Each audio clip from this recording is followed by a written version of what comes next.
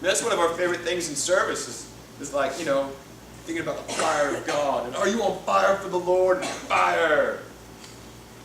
No. I forget, do you guys sing that song, Fire? No. Oh, you don't? Okay. No. Never mind. It's a good song.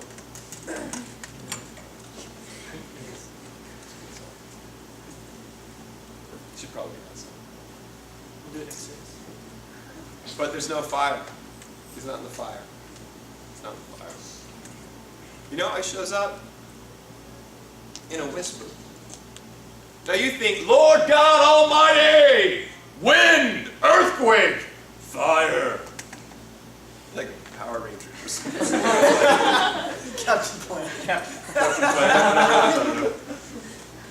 No. He shows up in a whisper. Now, you know why this is significant? Because you just don't whisper to anybody. You don't, see, whispers are intimate. Whispers show relationship. Have you ever gone up and just whispered to a stranger? Of course.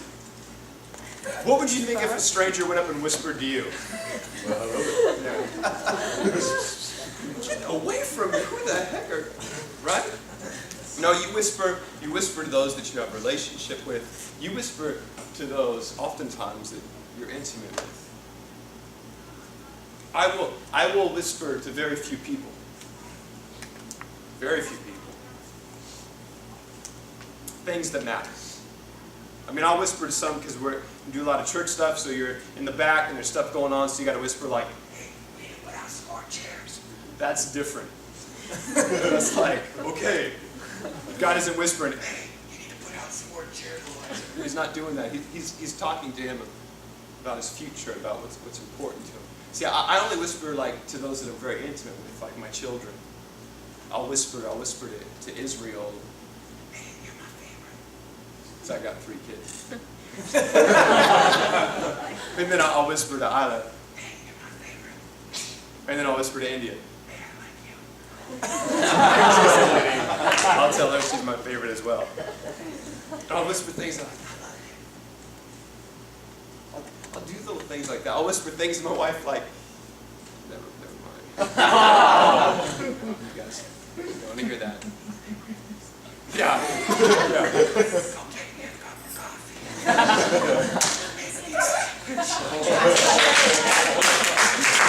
I'm just kidding. I would never say that because there would be a handprint right here. Darling, come here. I'm so sorry. But you whisper to those that matter to you, those that you're intimate with. And the Lord shows up in a whisper. He doesn't say, look, man, I'm so disappointed in you. What are you doing here? He doesn't say, look, you have no results for me, and you're about to learn a lesson, sucker. He doesn't do that.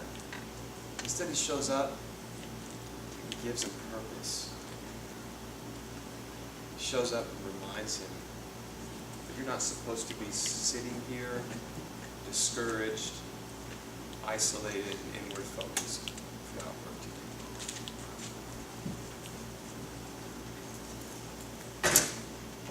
This is a faulty stand.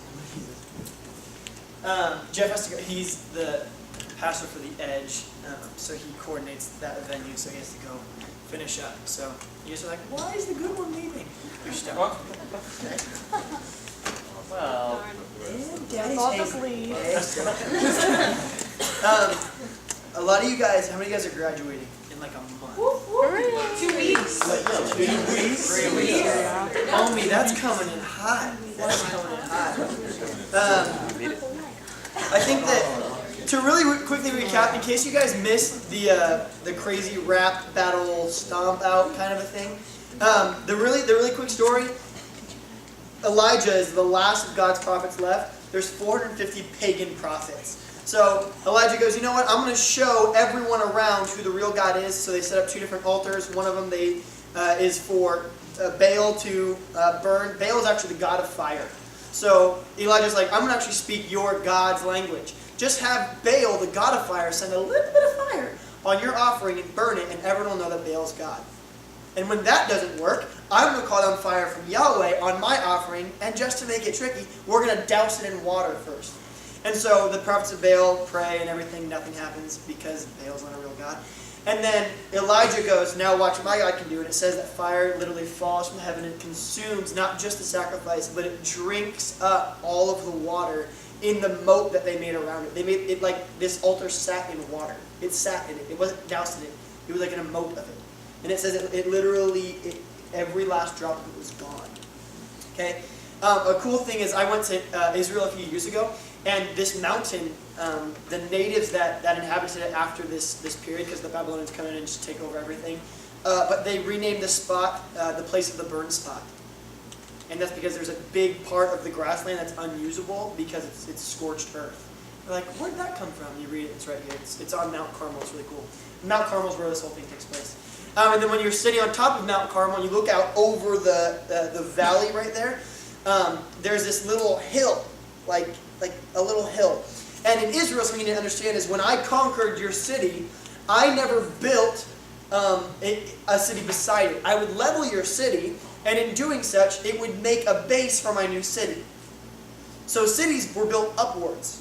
So if a city was like super tall, that meant it had been conquered a lot of times. Because I leveled all your pillars, I filled it in with dirt, and then I built on top of it. Why? Because every time I'm higher and higher, when you live in the ancient Near East, that gives me ability to see over all the land. So they wanted to be higher and higher. So they would level it and they'd build on top of it. So they found this mountain from Mount Carmel. You can see it right in the valley. And it looked like it's called a tell. A tell means they've built cities and they've demolished them. And as that process goes, it makes a hill. And they call that hill a tell. Okay? Tel Aviv. Tel Aviv? Anyway. So you look out and there's this little tell in there, and so the archaeologists are standing on top of Mount Carmel, and they realize that this is from the Bible. This is the place where the sacrifice happened. There's this huge burnt spot on the ground. And they look out and they go, oh, there's a tell. Maybe there's more history that happened right there. Maybe there's a city that happened. And so they start uncovering it. And they found a body. And then they found another body. And then they found 450 bodies. And they realized it was the mass grave where they killed all the prophets. They found the mass grave where they killed the prophets of Baal. That was cool to me. You guys are like, no, stop talking. And I will in a second. But anyway, so it's kind of cool to see that our Bible is just not this once upon a time story, but it's historical. So that's cool. I just have two things to finish up with. Jeff is a rock star, so it's really hard to follow that. So I try to go a different direction so that you don't make a direct comparison. Plus, he's cute. Two things. Is a warning for the mountain and hope for the valley. Some of you guys are in this place where you're either going into college or you're going into your senior year. Either of which you guys are like, you're in this great up in your life. Right? You're going to experience new things. You're finally away from mom and dad. Or Carl drops a chair. Or you're going from junior to senior. Okay? Some of you guys, junior year is the hardest year. And it sucks. Okay? I've been there twice now. Junior year is no fun. You go, okay, but now I'm going to be a big, bad senior. Maybe I've only got 4 classes. You're just living the dream, getting money all day. That's how you're living your life. And you're on top of this mountain. And something that we have to be reminded of constantly, that I think that this story teaches us, is Elijah is on this mountainside and he sees an altar consumed with fire. And his name, Elijah, literally means Yahweh is God. He's a prophet. He's been handpicked by God. He has seen these miraculous things. And from one chapter to the next, whether it's a day or 2 days, however long it takes for Jezebel to hear the message, let's say a week after he sees this glorious, magnificent miracle from heaven, he's sitting in the valley moping about how nothing is going his way, how God is distant from him, and he can't feel God who is there all along.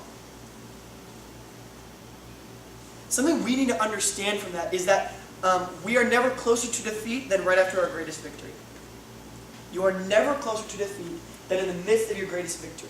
Because in victory, when we do something good, we have a tendency to become inward focused, just like Jeff said. But when it becomes all about me, I, my ability, my strength, my talent, my power, my victory, there's someone who is very blatantly left out of that equation, and his name is God. and when it becomes about me and I don't have a focus on him anymore, I all of a sudden feel very alone. Because I've ostracized and isolated myself because I try to do life my way. And it says all throughout the Bible, every time you put your hope in things that are temporary, those things that are temporary will show you their temperance. If you put your hope in things that are leaving, they will leave. And that's where he finds himself. He finds himself in self-righteousness. Zealous is this word that means, it's like, have you ever met like a turbo mom? They're like at every function, and they're always, whenever there's like someone to volunteer, they make cookies. And sometimes they make cookies just for the sake of making cookies. A soccer mom. A turbo mom. That's a girl that's a woman that's zealous. Okay? We call that zealousness. And someone that's zealous for God is the same way. Every time the church doors are open, they're like, I'm in. Let's pray. Everyone pray all the time. Okay? That's zealousness. Okay? So he goes, I am so zealous for you, God. I am so passionate. I'm always in the door when you need me. I'm always And he takes pride in his self-righteousness. And the funny thing is about being self-righteous, even in your Christianity, is it's still just about you. And that's what he's doing. He sees this miracle, and then it becomes about him, about how zealous he is. And then he puts his value in something that's temporary, which is self-worth. Self-esteem. Everything's about me, that's temporary. And then, like I told you, the temporary things show their temperance, and they leave. That's a warning for the mountains. Some of you guys are in that field, in that stage. You're going, and you got to be reminded before you hit rock bottom. Perhaps you can pay the dumb tax that I didn't pay when I went to college, because I thought, yeah, it's going to be awesome. And then I'm like a month in, like crying in my dorm room, like, where did everyone go? Well, they didn't take me to Yogurtland. It was really sad.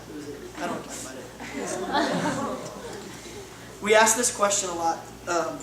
When we're on those mountaintops and then everything is deserted us. We say, and I'm never so bold to say this to God himself, but I think it, you God, after all I've done for you, don't you know who I am?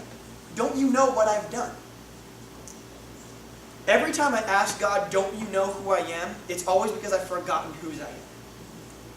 Every time I go, God, don't you know what I do for you? Every day. I could take a number of other jobs that pay so much better, but instead I hang out with high school students, and I love hanging out with them. Sometimes they're a pain in the butt. You know what the worst part about hanging out with high school students is? When they behave like high school students. When you're like, they understand, you watch them understand grace and love and forgiveness, and they get Christ, and they're close in their walk with Him, and then they fall away. When I get those phone calls that say he or she has been walking with Christ, but all of a sudden they got caught up in drugs again, or they're back in their old party scene, they're back with that old boyfriend or girlfriend. That is when ministry sucks. I hate it. And so this is when I go, God, don't you know who I am? Don't you know what I've done for you? And you know what He says back? He goes, you've forgotten who you are. And you've forgotten whose you are, or you would never ask me that question. That's a warning from the mountain, that you're never closer to defeat than in your greatest victories. And here's hope for the valley is this. Some of you are in the middle of this, some of you are walking into it. You lost a family member, a loved one. You feel alone right now. You don't feel like anybody likes you. You just got broken up with. Everyone takes their side. Your friend has betrayed you. And all of a sudden your friends group is split, but no one took your side.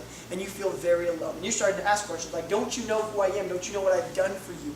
How could you be a God that's good, and yet you're not giving this to me right now? And here's hope for that. The opposite of faith is not doubt. It's sight. In our walk, you should never feel discouraged when you doubt.